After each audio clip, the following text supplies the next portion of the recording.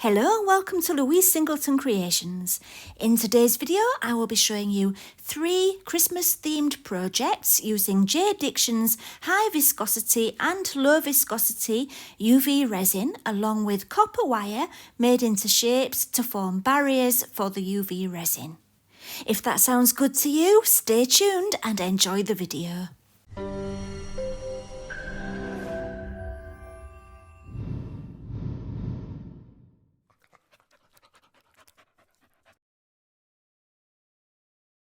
The first job is to make the box and the lid, and I'm using 1mm acrylic sheet. I decided to cut it to the width of my 5cm ruler, so there's no measuring involved, it just makes it nice and easy. When you're cutting thin acrylic sheet like this, all you have to do is score it and do it quite lightly, because if you press too hard, you're likely to push your ruler and make your ruler slip, and then you end up with a wonky line. So do lots of gentle little cuts with the knife and then just snap it. And it's easy. Also, I took back the film, and that also helps to stop the ruler from sliding about too much. It really slides if you do it on top of the protective film. So once I'd made that strip, I cut it again using the width of my ruler again until I ended up with 5 squares. Next, I took 4 of my squares with the protective film taken off one side, and I placed them next to each other and then taped them together with clear tape. For the 5th piece, which will be the base, I needed a hole in the centre. So on the side of the piece with the protective film still on it, I marked the middle by making a line from corner to corner, and then I had the middle. Then on the other side, which didn't have the film on, I just marked the spot of the middle and then took the film off, and I had just had a little spot in the middle. And then I had my guide for making the hole, and for the hole I just used my soldering iron, and I just held it out the window because it does make some smoke, but it's a great way of making a hole in acrylic sheet. Then it was time to attach the base to the body of the box, and I used E6000 glue, and I just used a micro brush to just carefully apply it to the edges before wrapping the sides around it. Leave that to dry, and then while it's drying you can make the lid in just the same way.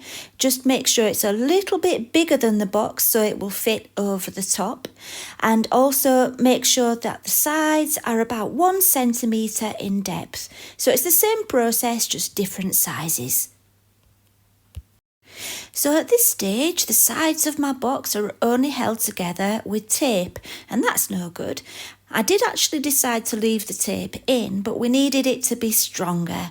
So what I decided to do was take some of the copper jewellery wire, which I will be using to decorate it, and gluing it into each point where the sides meet. I'm using 20 gauge wire, which is 0.8mm. I find that if you go any thicker than that, when you're trying to make your wire straight, it's very hard to make it lay straight. So, that's why I went for a slightly thinner one. I could have fitted in a 1mm 18 gauge wire in those corners, but it would have just been a little bit difficult to get it really straight.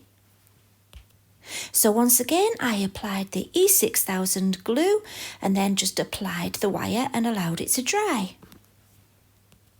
Whilst the glue was drying, I decided to start making my spots for the wrapping paper, and for that I'm using the slightly thicker wire, which is the 18 gauge one. It's 1mm thick. You can get away with using a thicker one when you're doing something like this. When you want it in a straight line, it's a little bit more difficult. Anyway, what I did was I wrapped it around the pencil until I made a long coil. Then I slid the coil off the pencil and used my wire cutters to cut in a straight line along the coil, and as you will see, you end up with lots of little circles, and that's how they make jump rings. Right, let's start decorating this box. I need to put some more wire on where the ribbon will be and also along the bottom of where the lid will rest. So I'm just marking with a pen where the lid settles on the box, and then I know where to put my copper wire. Then I marked out a 1 centimetre strip down the middle where I want my wire to be for the ribbon, which will go in between 2 pieces of copper wire. And I repeated the process for all 5 sides. Then I prepared my pieces of wire to fit along those lines. Right, from now on there'll be no more glue. I'm using UV resin to attach the wire. I've got JDiction's high viscosity UV resin here, and it works really well for the job. So I just applied a thin line of it, then added my wire on the top and put it under the UV lamp just for about 60 seconds, just to make sure it stays in position. I repeated the process on all 5 sides off camera because you would have got bored if you'd have watched me do all of that. And now it's time to decorate it. I'm using my resin again, JDiction's UV resin. I'm just applying a little bit. I don't want it too thick. And then I'm going to spread it out with a paintbrush and add the spots. You'll need to use tweezers for this because it is quite fiddly. I did the UV resin on both sides, and I'm just adding all the spots before putting it under the UV light. I did cut some of them in half to give it a bit more of a realistic effect, so I could have some half spots, and tried to make it look random. I didn't want a really ordered pattern. I just did it as random as I could. And you know what? Doing things random sounds like it should be easy, but it's actually harder to make things look random than it is to make them look orderly. Anyway, we've done that. Now I'm mixing up some colour. I'm using glitter for my spots, and I decided to use blue. And I've used a piece of silicone that I've got there, and I'm just mixing it around on that. I used to have some little silicone balls, but I can't find them, so it's actually quite easy to do it this way. You just use a coffee stirring stick to mix it up. And then use some kind of tool to drop the resin into the spots. I found that my glitter just wasn't showing up enough. There was too much light showing through, if you get what I mean. And I didn't want to add too much glitter because then it would have not cured very well. UV resin needs the light to cure it.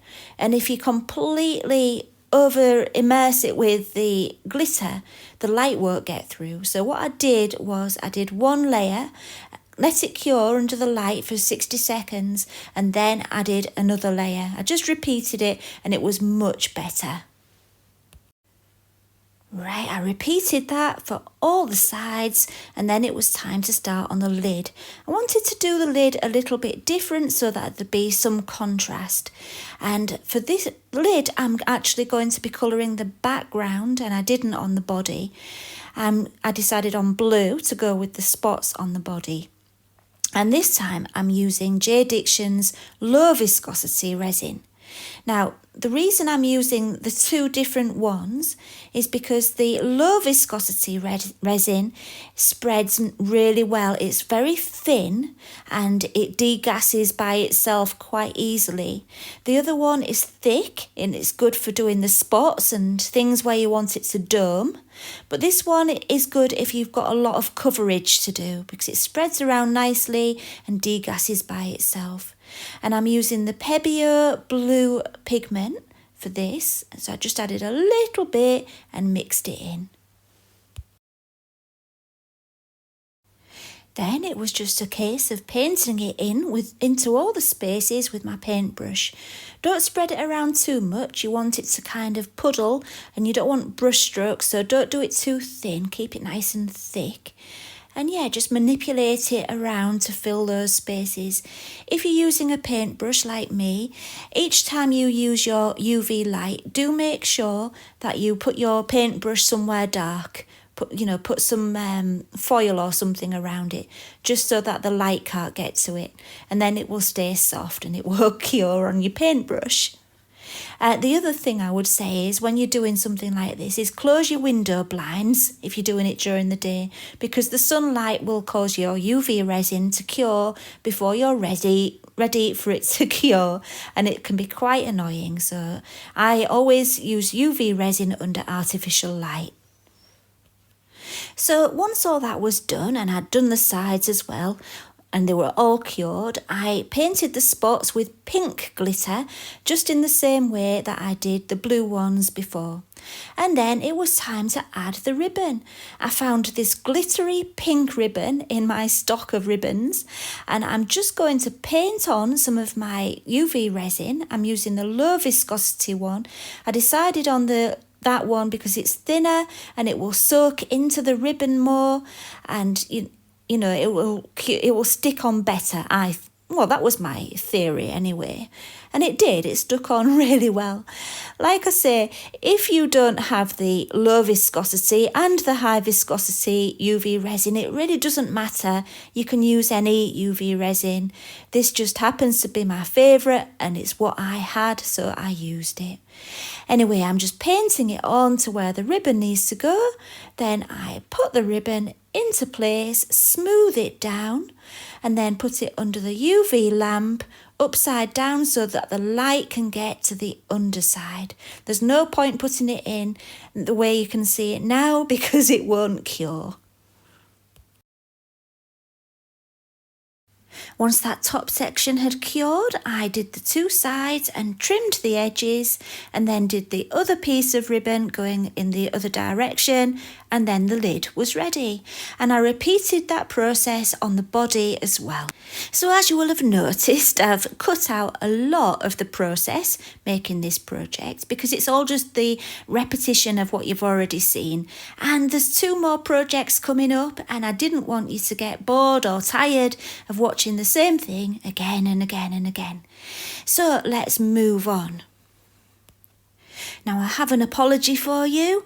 My battery ran out when I was filming the next step, but I think you can work it out quite easily by yourself.